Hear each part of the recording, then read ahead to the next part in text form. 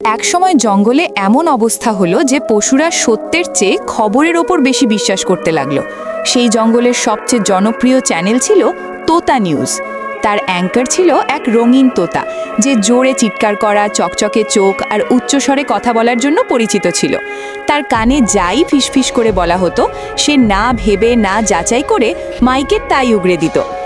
একদিন এক চতুর শিয়াল এসে তোতাকে বলল, হরিণ জঙ্গলের খাদ্যশস্য চুরি করছে।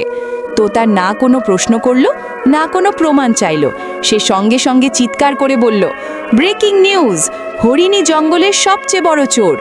তারপর আর কি, ভেড়াগুলো ভয় পেয়ে গেল, সবাই হরিণের থেকে দূরে সরে যেতে লাগলো।